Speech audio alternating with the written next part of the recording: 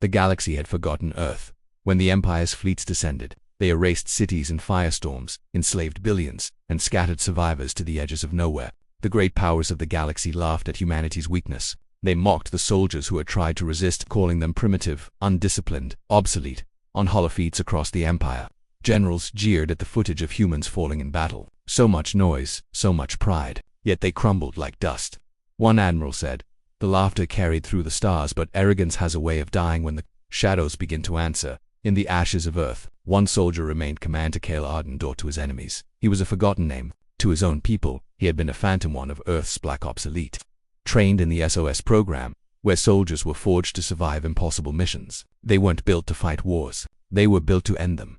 Cale had been presumed dead when the Empire cracked Earth's defenses. In truth, he had gone underground, carrying fragments of intelligence, codes, and weapons prototypes the Empire had failed to destroy.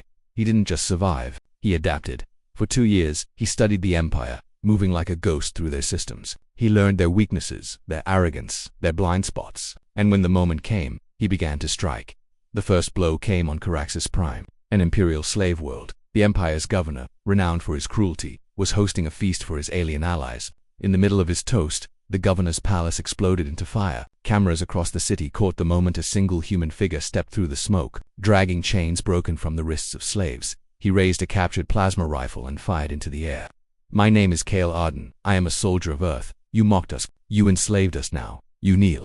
The city fell into chaos. By dawn, the governor was dead, the slave camps emptied, and the symbol SOS was burned into the ruins.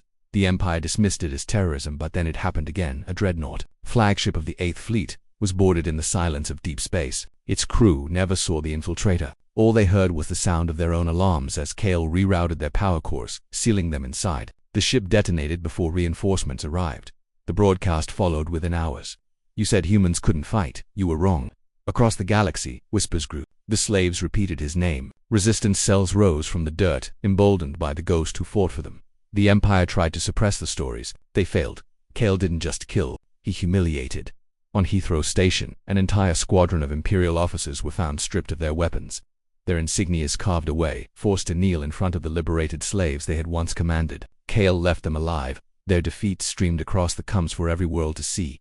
On the fortress moon of Arrogance, Cale seized control of the defense grid. Instead of destroying it, he turned its weapons on the Imperial fleet, annihilating them in seconds. Survivors were captured not by soldiers, but by the very civilians they had oppressed. Cale didn't simply defeat the Empire, he made them bow. The Imperial High Council declared Cale Arden the scourge of the throne. Billions of credits were placed on his head. Whole legions were dispatched to hunt him. But Cale was never there to be caught. Every time they closed the trap snapped shut on them instead. Fleets destroyed themselves. Legions walked into their own graves. Commanders turned paranoid, seeing Cale's hand in every shadow, every silence, and still, he kept speaking. "You mocked Earth's soldiers. You thought us broken. Now your empire breaks." The final blow came on the throne world. Cale had infiltrated deep into the palace itself, wearing the guise of an enslaved worker. For weeks, he studied the defenses, the rotations, the arrogance of rulers who believed themselves untouchable. When the day of the Imperial Grand Convocation arrived, with billions watching the holofeed, the Emperor rose to give his speech, and then every screen flickered. It wasn't the Emperor who spoke, it was Cale Arden. "You wanted the galaxy to laugh at us. You broadcast our defeats, our humiliation, our suffering. You thought it would break us. Instead, it made us stronger. You said humanity had no soldiers left. Now I show you what one soldier can do." As his words echoed across the stars, the palace detonated. The Emperor, his council, his court obliterated in a single strike. The explosion was captured by every feed, sent across every channel. Billions watched the Empire's seat of power crumble into ash. When the fires faded, the galaxy no longer laughed at humans. The slaves rose by the millions. Conquered worlds rebelled. The Empire fractured, its fleets splintering under the weight of fear, and in every shadow, they whispered the name of the man who had ended the Empire's arrogance. Commander Cale Arden, soldier of Earth. The one they mocked, the one they hunted, the one who proved them wrong. The Empire had drowned in its pride. Its arrogance ended with a single human operative.